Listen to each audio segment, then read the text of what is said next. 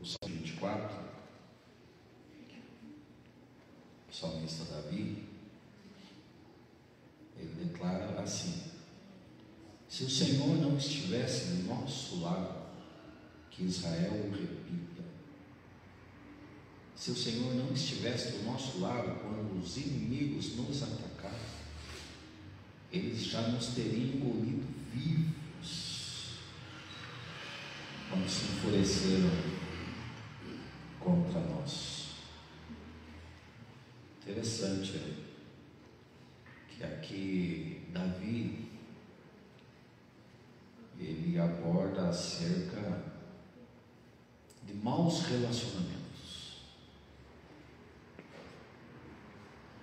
inimizades, e de onde surgem os maus relacionamentos, de onde surgem as inimizades entre os homens,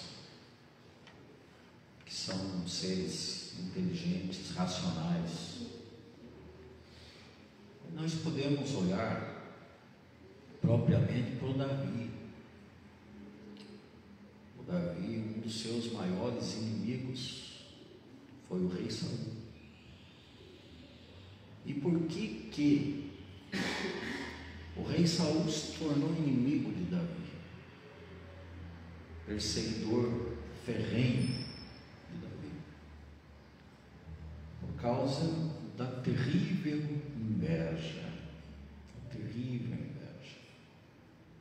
E esse é um dos males provenientes do orgulho, da vaidade, que mais assolam as mentes e os corações. É terrível lidar com a inveja, é terrível lidar com o orgulho. O orgulho levou o querubim ungido a princípio, um ser criado por Deus, perfeito em formosura, levou ele a um inferno e a punição total, onde não há mais perdão. E este ser malévolo, maligno, influencia os homens veementemente neste sentido. Imaginemos nós, queridos, a vida de Davi durante a perseguição ferrenha de Saul. Imaginemos nós o coração de aflição de Davi, quando sabia que alguém furioso estava na sua casa. E ele coloca aqui: se o Senhor não estivesse do nosso lado, se o Senhor não estivesse do nosso lado, quando os inimigos nos atacaram, eles já nos teriam engolido vivos, quando se enfureceram contra nós. Mas, queridos, por que Saul perseguiu Davi veementemente durante um período aí de mais de 10 anos? Porque Davi foi ungido por Samuel, ele era menino, e era mais novo que o Abner. O Abner hoje tem 19 anos. Davi deveria ter 17, 18 anos, por aí, quando ele foi ungido por Samuel. Menino. E, gente, ele foi começar a reinar com 30 anos. E quando ele começou a reinar? Depois da morte de Saul. Então, nesse período aí, antes de Davi começar a reinar, ele foi perseguido violentamente por Saul. Mas por que Davi foi perseguido por Saul? Por causa da maldita inveja e por causa da maldita comparação. Maldita comparação. Olha, até Saul ouvir aquela frase aquelas mulheres. Eu li um livro do pastor Marcos de Souza Borges, o Cote. Ele não está muito longe de nós aqui, ele tem uma base missionária em Almirante Tamandaré. Inclusive, esse pastor, ele é bem conceituado por sua inteligência, sua sabedoria, e ele prega no mundo todo, certo? Começou trabalhando com casa de recuperação e foi longe, se tornou um escritor. Eu já li uns 3 ou 4 livros dele, e tem um livro dele que se chama Espírito da Sensualidade. Ele aborda muitos temas relevantes nesse livro, inclusive se tratando de Jezabel, o esquema de Jezabel. Ele aborda de uma forma muito categórica e abrangente. E ele diz que aquelas mulheres que compararam Saul com Davi, elas estavam sendo influenciadas por um espírito. Qual o espírito? Espírito de sensualidade. E esse espírito de sensualidade, ele não é proveniente de Deus, ele é proveniente do maligno. E esse espírito de sensualidade, ele não atua somente na área sexual, ele atua em muitas outras áreas no que diz respeito às vaidades humanas, às carnalidades, vamos dizer assim, vamos colocar assim. Até o profeta Oséias faz menção desse espírito. É algo interessante de nós verificarmos, se você puder abrir no profeta Oséias. Todos nós sabemos a história triste de Oséias, né? Deus permitiu ele casar com uma mulher prostituta, porque na verdade dá a entender que Deus queria que Oséias sofresse as mesmas dores que ele sofria no seu relacionamento com Israel, com a Israel infiel, com a Israel que adulterava em relação a Deus, no que diz respeito à idolatria, prostração diante de outros deuses. Aí Deus permitiu Oséias casar com uma mulher prostituta. E tem aqui um texto que está, ver se eu consigo achar o texto aqui.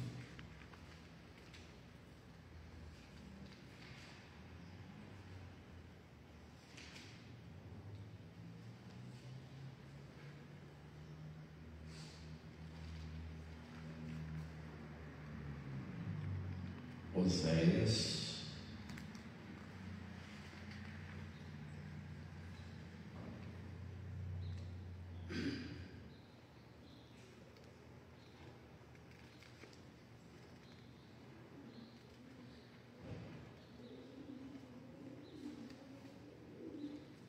vocês acharam o profeta? Amém. Amém?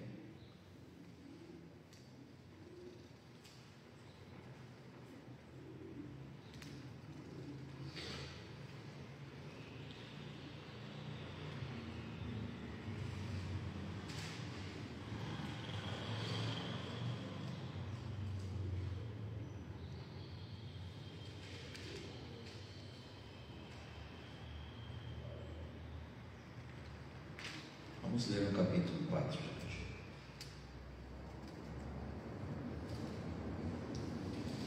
Oséias 4. Israelitas, ouçam a palavra do Senhor, porque o Senhor tem uma acusação contra vocês que vivem nesta terra. A fidelidade e o amor desapareceram desta terra, como também o conhecimento de Deus. Só vem a maldição, mentira e assassinatos, roubo e mais roubo, adultério e mais adultério, ultrapassam todos os limites e o derramamento de sangue é constante. Coisa feia. Por isso a terra pranteia e todos os seus habitantes desfalecem. Os animais do campo, as aves do céu e os peixes do mar estão mortos. Mas que ninguém discuta, que ninguém faça acusação, pois sou eu quem acusa os sacerdotes. Vocês tropeçam dia e noite e os profetas tropeçam com vocês. Por isso destruirei sua mãe. Meu povo foi destruído por falta de conhecimento. Na verdade, por que Deus tratava com os sacerdotes em antiguidade? Porque os sacerdotes, eles tinham o dever de trazer orientação ao povo, e muitos negligenciavam neste sentido. Aí Deus, ele reclama aqui, no versículo 6, meu povo foi destruído por falta de conhecimento. Uma vez que vocês rejeitaram o conhecimento, não é só a questão de falta de conhecimento, é questão também de rejeição ao conhecimento. Pessoa que tem noção, consciência de uma coisa errada, mas permanece no erro, não será a mudança. Uma vez que vocês ignoraram a lei do seu Deus, eu também ignorarei os seus filhos. Quanto mais aumentaram os sacerdotes, mais eles pecaram contra mim. Trocaram a glória deles por algo vergonhoso. Eles se alimentam dos pecados do meu povo e têm prazer em sua iniquidade. Portanto, castigarei tanto o povo quanto os sacerdotes por causa dos seus caminhos. Eu lhes retribuirei seus atos. Eles comerão, mas não terão o suficiente. Eles se prostituirão, mas não aumentarão a prole, porque abandonaram o Senhor para se entregarem à prostituição, ao vinho velho e ao novo, prejudicando o discernimento do meu povo. Eles pedem conselhos a um ídolo de madeira e de um pedaço de pau. Recebem resposta. Um espírito de sensualidade os leva a desviar-se. Eles são infiéis ao seu Deus. Esse espírito de sensualidade aqui é um espírito de prostituição, é um espírito de corrupção, é um espírito de infidelidade e de adultério em relação à vontade do Senhor. Então, gente, aquelas mulheres que compararam ali Saul com Davi, elas estavam agindo totalmente influenciadas por um espírito de prostituição, um espírito de comparação, um espírito carnal. Estavam idolatrando Davi em detrimento a Saul, porque Saul matou seus milhares, mas Davi matou seus 10 milhares. Espírito de comparação é espírito de sensualidade, é prostituição. E isso, infelizmente, ocasionou a inveja terrível da parte de Saul. E ele, depois disso, depois dessa comparação, ele não se recuperou mais. Ele foi levado à morte por causa disso. Não se recuperou mais por causa de uma comparação mal feita, maligna, uma influência de Satanás, o espírito de prostituição, o espírito de falta de conhecimento, o espírito de rejeição ao conhecimento. E olha, cá entre nós, esse negócio de ficar exaltando um quando outros estão no mesmo ambiente, isso é uma coisa muito perigosa. insensata de se fazer. E deve-se tomar muito cuidado com isso. Por quê, amados? Nós devemos honrar os homens. Mas esses dias eu estava falando no seminário acerca da diferença de honra e bajulação, lisonjas. É necessário haver um entendimento em relação a isso. Porque o que mais existem hoje no mundo são pessoas que não são curadas em relação às suas vaidades, não são bem resolvidas em relação a isso. Penso eu que um dos clamores mais relevantes da parte de Jesus a todos os homens foi aquele registrado lá em Mateus 11, 29. Aprendei de mim, que sou manso e humilde de coração, e assim encontrareis descanso para as vossas almas. Por que muitas pessoas vivem atormentadas nas suas almas? Exatamente por causa dessa questão de vaidade humana. Complexos, as vaidades geram os complexos. A vaidade, ela pode gerar o complexo de superioridade e também o complexo de inferioridade. Tanto um quanto o outro são prejudiciais. Por quê? Falta o equilíbrio, falta o alinhamento.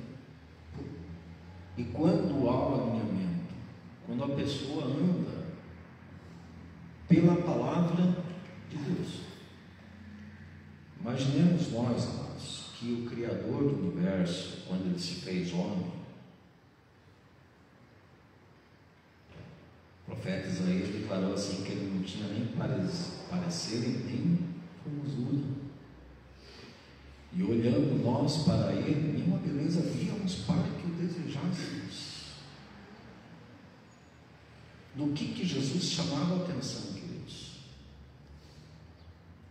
Chamava a atenção por sua sabedoria, por sua eloquência, mas não por sua imagem, certo? Esse quadro pintado aí pelos católicos, daquele Jesus de cabelo comprido, de olho claro, barbudão bonito, aquilo lá é uma enganação, certo? Aquele Jesus que eu vi aquele dia lá no Hospital Bom Jesus, aquilo lá é uma enganação total, né? Eu tive lá um piripaque, senti um desconforto no meu peito. Aí eu liguei para um irmão da igreja: olha, eu não estou passando bem, preciso que você me leve no hospital. E olha que para eu pedir para alguém me levar no hospital, porque o negócio estava feio, não. No que chegamos lá, gente, eu me deparei com um médico ali que era o próprio Jesus Cristo. Estava o Jesus me esperando lá. Um rapaz assim, barbudo, cabeludo, olho claro. Pensei: Jesus, vim no lugar certo. Mas aquele Jesus católico, né? Porque o Jesus judeu, gente, era sem parecer nem formosura, e olhando nós para ele, nenhuma beleza víamos para que o desejássemos. Ele era um judeu de pele escura, queimado pelo sol, fazia suas caminhadas lá, longas caminhadas, poderia ter a sua barba, porque eu não imagino Jesus barbeando todos os dias. Não, porque eu tenho que me mostrar para o povo, eu tenho que pregar o sermão da montanha, eu tenho que estar bem aparentado. Não, podia ter a barba, não se sabe se tinha o cabelo comprido ou curto, certo? Mas, gente, e o que as pessoas viam em Jesus para que ele fosse tão invejado? Aquilo que ele fazia, certo? Os sinais, as maravilhas, a inteligência. Ninguém tinha agido como ele, surgiu agindo de tais maneiras, falando o que ele falou. E queridos, ele foi morto ali, porque a princípio Deus planejou tudo isso para que houvesse a salvação dos homens. Mas o que levou Jesus à cruz também foi a inveja e as vaidades humanas, as questões religiosas. E isso é um mal que assola muita gente, e que o homem precisa ser curado em relação a isso, porque, queridos, a soberba humana é terrível, terrível. Quando nós nos deparamos com princípios que estão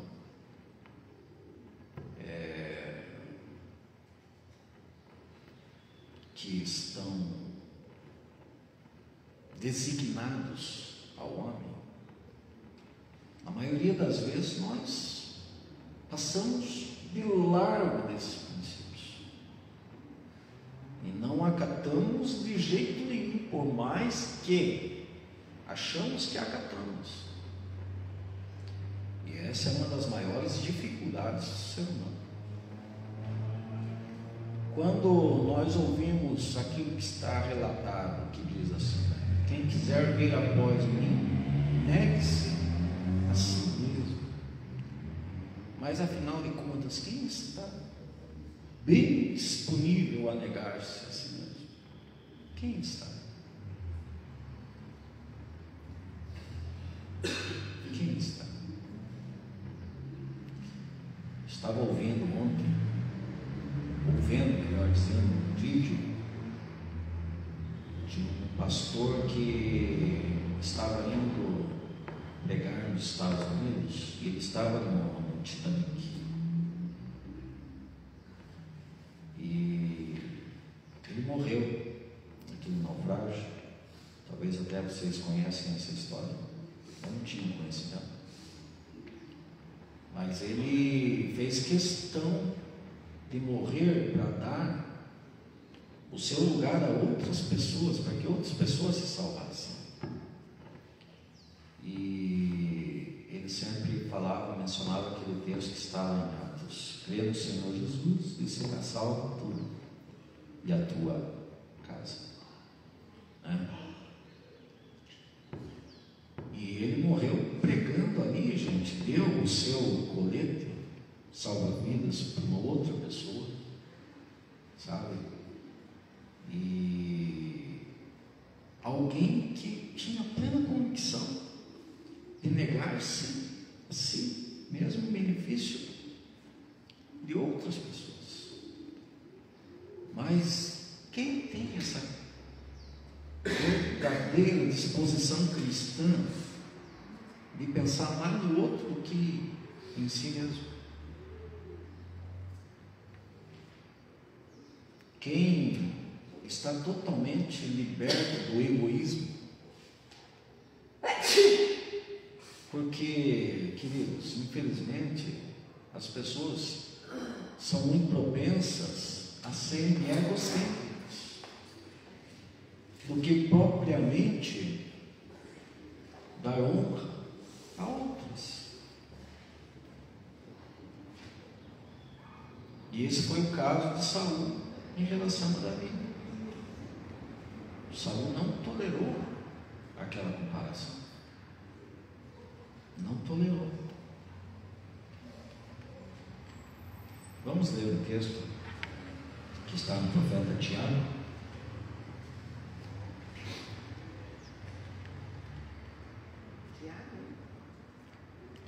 Em Tiago. Profeta não, né? O escritor Tiago, que foi irmão de Jesus.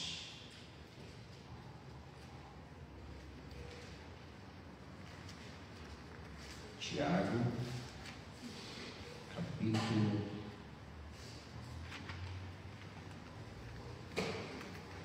3.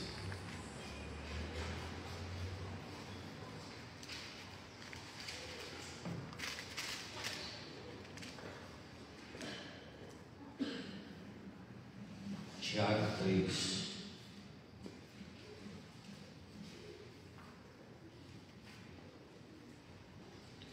A partir do 13.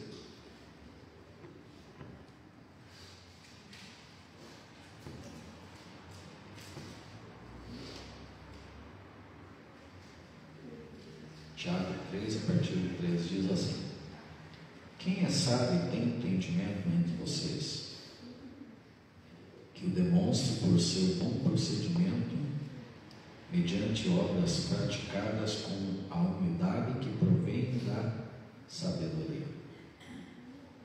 Ele já começa a fazer uma pergunta. Ele começa fazendo uma pergunta: quem é sábio e tem entendimento entre vocês? Só lembrando que o livro de Tiago, ele é considerado o Provérbios do Novo Testamento. Ele aborda aqui muito as questões da sabedoria. Então, obviamente, ele faz uma pergunta que está dentro disso. Quem é sábio tem entendimento entre vocês, que o demonstre por seu bom procedimento, mediante obras praticadas com a humildade que provém da sabedoria. A humildade proveniente da sabedoria. Contudo, se vocês abrigam no coração inveja amarga e ambição egoísta, não se gloriem disso, nem neguem a verdade. Esse tipo de sabedoria não vem dos céus, mas é terrena. Não é espiritual, mas é demoníaca. Pois onde há inveja e ambição egoísta, aí há confusão e toda espécie de males. Gente, nós lemos esse texto aqui, é muito forte, não é verdade? É muito forte. E Tiago, ele aborda a questão da inveja como um tipo de sabedoria, só que essa sabedoria não vem dos céus, mas é terrena. Não é espiritual, mas é demoníaca, é diabólica. Pois onde há inveja e ambição egoísta, aí há confusão em toda espécie de males. Agora, uma pessoa invejosa é uma pessoa que precisa ser liberta.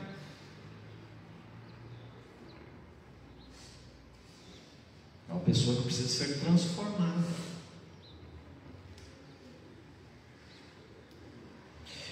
E isso não é muito difícil de haver nos corações dos filhos dos homens.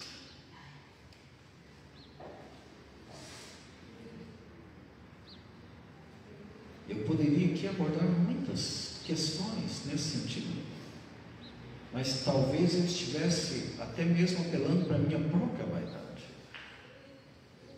E eu não quero incorrer nesse erro. Mas esses tempos atrás, eu estava com um certo grupo de pessoas no meu carro. E essas pessoas estavam fazendo menção de outra pessoa, dizendo: nossa, olha, estão surpreendidos, como estamos sendo abençoados por essa pessoa. Impressionante. E havia uma concordância ali entre a maioria, mas tinha uma pessoa que manteve-se quieta o tempo todo em relação ao que estava sendo dito. E tudo isso já é uma indicação de que não havia uma concordância da parte dessa pessoa ao que estava sendo dito. Então, muitas vezes, queridos, as atitudes dos homens revelam os seus corações. As palavras revelam o coração, mas o silêncio também pode revelar o coração de uma pessoa. Tem gente que não dá a mão à palmatória de jeito nenhum. Talvez vocês até conheçam pessoas assim. E é a questão do orgulho, é a questão da vaidade, é a questão da inveja, é a questão dos complexos. É aquela coisa, né? Você pegar uma pessoa e dizer: nossa, como aquela pessoa é uma pessoa inteligente.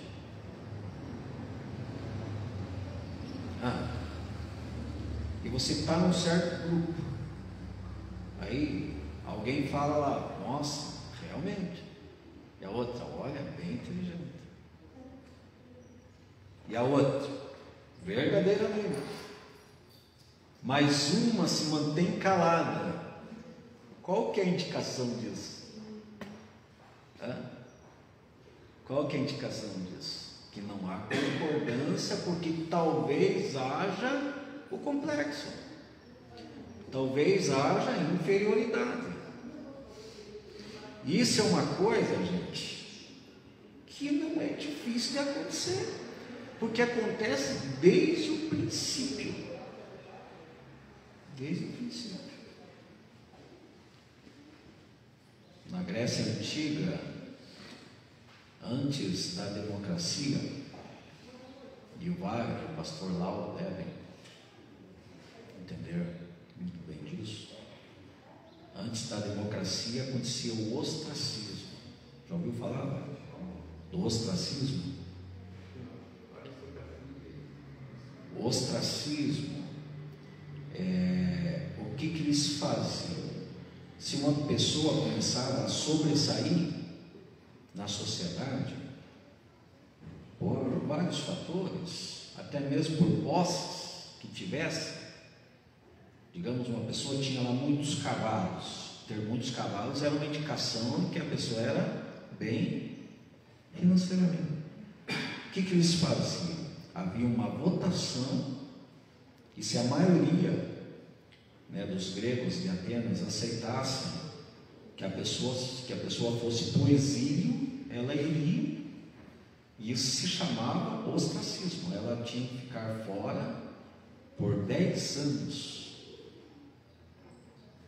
Por 10 anos, os bens dessa pessoa seriam mantidos, ela poderia até continuar recebendo, né, por parte daquilo que dizia respeito a ela, porém tinha que ficar fora, exilada, por 10 anos. Isso se chamava ostracismo. Mas não era só questão, né, de posses. Se uma pessoa fosse uma pessoa bonita, se a pessoa fosse uma pessoa inteligente, se a pessoa fosse uma pessoa expoente, estava ocorrendo um enorme perigo do ostracismo. E por conta do quê? Da inveja. Da inveja. Eu estava lendo um livro que trata exatamente disso, e não sei se vocês lembram, todos os crentes não assistem Big Brother Brasil, amém ou não? A não ser que em toda regra há exceção, não é verdade? Talvez tenha pessoas que assistam, porque não é o nosso caso na minha casa, certo? Não respondo para os meus filhos, não sei o que eles assistem lá, mas aqui eu e Letícia, nós não paramos para ver esse tipo de coisa de jeito nenhum, sabe? Eu nem sabia, esses tempos atrás eu estava lendo que o primeiro Big Brother Brasil, vocês já ouviram falar do Big Brother Brasil? O primeiro Big Brother Brasil foi em 2002. E um dos primeiros participantes foi o Bambam. Vocês lembram do Bambam? Lembra? Quem lembra? Levanta a mão. Quem lembra do Bambam? Então, o Bambam, ele foi o vencedor. E por que ele foi o vencedor? O autor do livro estava relatando o tipo do Bambam. Ele era grandão, musculoso, porém era infantil. Dava a impressão que era uma criança ali. Naquele programa, pegou e adotou lá uma boneca de lata e fez aquela boneca de lata, sua companheira, conversava, e tudo isso infelizmente vai assim chamando a atenção das pessoas. Nossa, olha lá, ele conversa, né, com uma boneca de lata. E a mente humana é tão apegada a essas coisas ridículas, não é verdade? É a mesma questão lá do caneta azul. Gente, aonde que tiraram que aquele homem canta? Mas o caneta azul virou caneta azul mundialmente conhecido como caneta azul. Porque o povo é propenso a essas coisas ridículas. Não é verdade? É o morango do amor. O povo está muito propenso a essas coisas ridículas. E gente, aí o Bambam ficou lá, né? E quando ameaçaram tirar aquela boneca ridícula dele, ele chorava igual criança. Aí foi chamando a atenção e outras pessoas, ele foi para os paredões, né? Naquela disputa de qual sairia do programa. Ele foi ganhando e ganhou de 4 pessoas que com certeza eram pessoas mais capacitadas do que ele, certo? Pessoas mais inteligentes, mais atraentes, mais capazes, porque o povo foca naquilo que diz respeito ao nosso pensamento, né? Digamos, uma Copa do Mundo, o Brasil foi eliminado. Para quem que a gente vai torcer? Nós não vamos torcer para uma Argentina, para uma Alemanha, para uma Itália, nós vamos torcer para o mais fraco. Não é verdade? Não é assim que funciona? Você sempre vai focar, não, tomara que esse ganhe. E assim é o coração dos homens. Ninguém quer que aquele que é sobressalente realmente faça e aconteça. Aquele que é digno de mérito, aos seus próprios olhos, ele pode ser a partir do momento que ele é vaidoso, mas em relação a outras pessoas, ele pode ser a última opção. Por conta do quê? Por conta do orgulho humano, por conta do egoísmo, do egocentrismo. E é o que acaba com muitas pessoas. É o que acaba com muitas pessoas.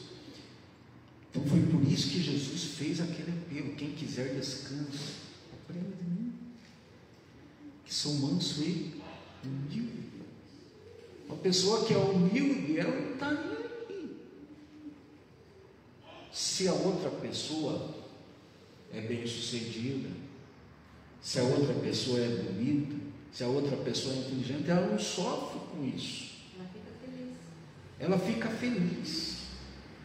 Se a outra pessoa é inteligente, se a outra pessoa, é claro que,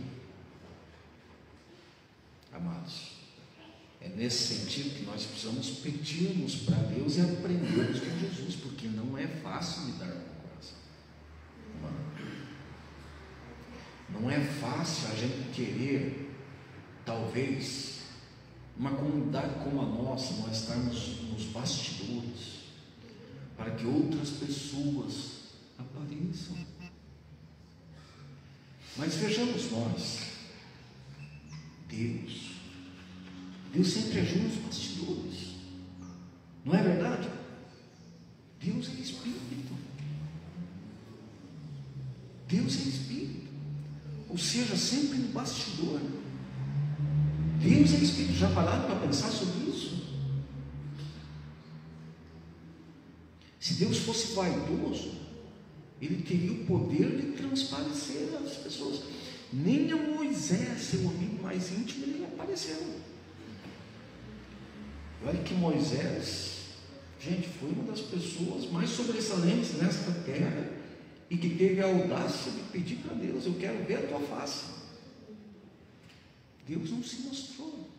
Olha, eu vou colocar você aí na fenda da rocha, quando a minha glória passar, você vai me ver pelas costas. Mas quando Jesus se resolveu fazer, quando Deus resolveu fazer-se homem, quem enviou? Enviou Jesus. Enviou Jesus, sem parecer e sem formosura. E um dos textos mais impactantes da Bíblia, no meu ver, está em Filipenses 2. Vocês já pararam, queridos, para analisar a profundidade daquele texto de Filipenses 2, onde Paulo falou assim: nada façais nem por contenda, nem por vanglória, antes por humildade. Nada façais nem por contenda, nem por vanglória, antes por humildade. Agora, gente, uma espadada no nosso coração. E aí eu vou abrir aqui, eu já estou quase encerrando, certo? Eu teria aqui argumentos para ficar o dia todo com vocês falando sobre isso. E olha a vaidade do meu coração. E admitir que eu tenho argumentos. Tudo é vaidade. Como disse o sábio, tudo é vaidade. Mas eu teria argumentos para ficar o dia todo aqui conversando em muitos pontos em relação a isso, mas não tem esse tempo. Mas, gente, olha a espadada no nosso coração que Paulo dá aqui. Cada um considere os outros superiores a si mesmo. Dos nossos que aqui estão nesta manhã, quem tem plenamente essa capacidade? E aí eu abro a oportunidade para você falar alguma coisa. Capacidade de conhecer as qualidades das pessoas? De considerar o outro superior a si mesmo. Ah, mas tem muitos, né? Muitas pessoas sobressaem. Eu não entendo como as pessoas não conseguem admitir isso. Né? Porque se a gente admira alguém, é porque a gente reconhece o valor dela, né? Se perguntar para todo mundo, que com certeza tem pessoas que admiram. Mas o que Paulo estava realmente querendo dizer em relação a isso, não é questão de você ter admiração por aquele que você sabe que é melhor que você. É questão da humildade, né? Porque, como disse o Leandro Carnal, é óbvio que existirão pessoas melhores do que nós em todas as áreas. É ou não é verdade? Questão de conhecer. Pessoa mais bonita. Quando eu vou diante do espelho, ai, não existe ninguém mais bonito do que eu neste mundo. Uma que eu tenho um embate ferrenho com a Letícia, porque eu me acho feio. Daí a Letícia, humilde.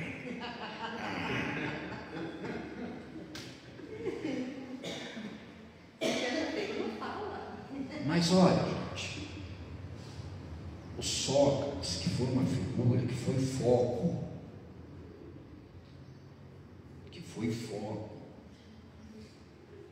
por causa do quê? O Sócrates, ele era considerado o Jesus da filosofia, o sistema básico. Inclusive, filósofos Grécia Antiga, foram considerados pré-socráticos, até chegar em Sócrates. Depois de Sócrates, a conversa foi diferente. Mas o Sócrates, gente, o que ele tinha de sobressalente na sua vida? A sua inteligência. Porque aí há um consolo para esse que vos fala. Para começar, não gostava de tomar banho. Eu gosto de tomar banho. Não me entendam mal. Tá bom? Mas só vestia uma túnica, que ficava até meio sujinha e surrada. Era o contrário totalmente do padrão grego de beleza. Era o contrário: pernas tortas, barriguda, careca, narisuda, nariz grande e achatado. Não, pense nisso. Pense nisso. Desenhe essa figura. E mesmo assim, que era algo velho das pessoas. Por causa do quê? Por causa da sua inteligência, da sua capacidade intelectual. Abordava as pessoas na rua, exaltando a inteligência das pessoas e querendo que as pessoas lhe tirassem dúvidas, mas mal sabiam as pessoas que estavam entrando numa armadilha. Me responda: o que é o amor, irmã? O que é o amor para a senhora? Amor, tudo é amor, né? Maior é amor. Maior amor. Mas como assim tudo? Irmã, A gente tem que amar as pessoas, as coisas que a gente faz, Deus principalmente. Deus principalmente. Mas como assim amar Deus principalmente? Não ter respondendo e me perguntando, não tinha. Encurralando as pessoas, encurralando até que as pessoas se viam atônitas e perdidas. Tem que amar até nossos inimigos. Verdade. E é possível amar os inimigos? E é difícil, mas tem quem precisa, né? E por que é difícil amar os inimigos, Wagner? É difícil mesmo. Infelizmente, temos que amar por obediência a Deus. Por obediência a Deus. Só sei que nada sei, foi ele que falou. Só sei que nada sei. Tudo que sei é que nada sei. As pessoas já sabiam muito falar. Inclusive, ele queria ter uma morte confortável, certo? Mas ele foi indagando as coisas até o final da sua vida. E quando ele conseguiu o veredito da sua morte, ele tomar cicuta, ele tomar veneno para morrer, para suicidar-se, como de fato ele foi condenado a isso. Quando ele estava tomando a cicuta, a mulher dele gritava: mas você é inocente, mas você é inocente. Desesperada, ela gritava: mas você é inocente. Aí ele indagou com ela: mas você queria que eu fosse culpado? Até no final da vida, indagando, promovendo um debate. Promovendo um debate. Gente, o homem é de outro nível. Infelizmente, isso promove inveja nas pessoas. Promove inveja. E olha, gente, essa questão, de ter outro superior é notória. Notória. Faz parte. Sempre haverão pessoas piores. Só que nesse sentido, amados, que nós precisamos focarmos na palavra de Deus, para que nós tenhamos um lugar de descanso. E foi o clamor de Jesus: aprendam de mim, que sou manso e humilde, assim vocês encontrarão descanso para as vossas almas. Descanso. Uma pessoa humilde, ela pode até ter uma certa sofrência em relação a tudo aquilo que está acontecendo no seu contexto, ao seu redor, mas ela consegue superar aquilo. Mesmo quando ela não é o foco, mesmo quando ela não é o centro, mesmo quando ela não é citada, mesmo quando ela não é falada, mesmo quando ela não é honrada, mesmo quando o assunto não é ela consegue manter-se num lugar de repouso, descanso. E olha, as maiores mortes, atrocidades aconteceram, tem todo aos relatos bíblicos por causa disso, a questão do orgulho humano. Hoje eu estava lendo o livro de Esther, gente, e o Ramã, né? Qual que foi o maior problema do Ramã com Mardoqueu? Mas o que aconteceu? Que provocou a ira de Ramã em relação ao Mardoqueu? Vocês sabem? Oi? Na verdade, ele foi honrado pelo rei, e aí por onde ele passava as pessoas se curvavam diante dele, mas tinha um que não fazia isso, o Mardoqueu. Aí, gente, foi motivo da ira dele em relação não só ao Mardoqueu, mas a todo o povo judeu. E aí ele planejou a morte de todos os judeus, Só porque não se curvou.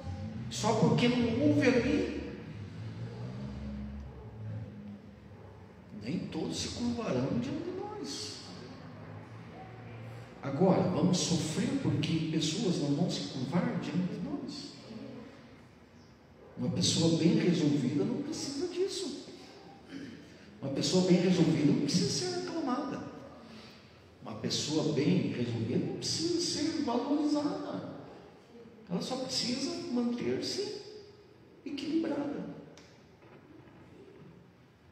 Só isso. Porque, gente, é nesse sentido que muitos estão fazendo túmulos para si mesmos.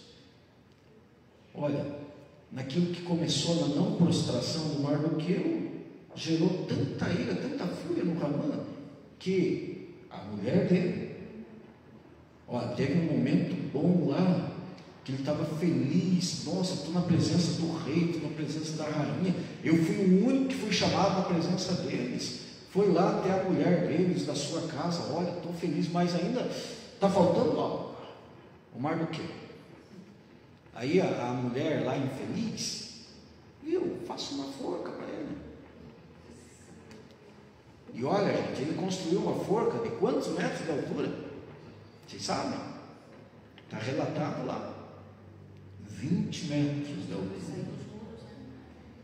20 metros de altura ele fez a forca, mais que o Mardoqueu? Para ele mesmo. Por quê?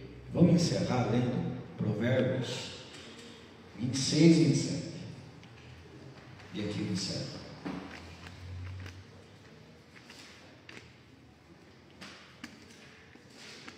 Provérbios. Quem pode ler bem alto para mim, por gentileza? Provérbios 26 e 27. Quem abre uma cova acaba caindo nela, e a pedra rolará sobre quem a pôs em movimento. Quem faz uma cova, nela cairá. Sabe, ter muito cuidado com isso tudo. Inveja, sabedoria terrena, mal, diabólica, fez o Caim matar o Abel, fez os irmãos de José sofrerem amarguradamente,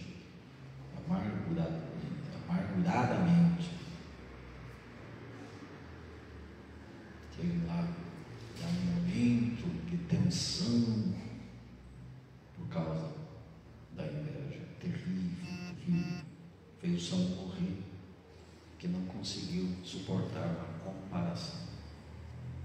Por isso que diz que a inveja mata, né? Inveja mata. Então, queridos, aprendamos com Jesus, que é manso e humilde, e assim, tudo que acontece ao nosso redor, deixe que os homens se engulam a si mesmos.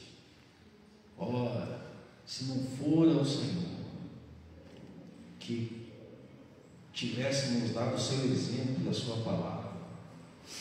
Gente, os homens estão nessa missão de um querer engolir o outro, de um querer prejudicar o outro. É o narcisismo, é o egoísmo, é o egocentrismo, é tudo que diz respeito às carnalidades e os interesses humanos, mas com Deus a conversa é diferente. Nada façais nem por contenda, nem por glória, antes por humildade, cada um considera os outros superiores a si mesmos, de sorte que não atente cada um para o que é seu, mas para aquilo que é propriamente dos outros, de sorte que haja em vós o mesmo sentimento que houve também em Cristo Jesus, que sendo Deus não teve por usurpação ser igual a Deus, antes aniquilou-se a si mesmo por uma forma de servo, e como servo foi-se semelhante aos homens, e como homem humilhou-se a si mesmo, sendo obediente até a morte de cruz, pelo que Deus o exaltou soberanamente, e lhe deu o nome que está sobre todo o nome, para que ao nome de Jesus se dobre todo o joelho daqueles que estão nos céus, na terra e debaixo da terra, e toda língua confesse que Jesus Cristo é o Senhor, para a glória de Deus Pai. Quem exalta o homem é Deus. O homem não precisa ser exaltado por outros homens. Quem exalta o homem é Deus. E aquele que quer gloriar-se, glorie-se no Senhor. Amém, gente?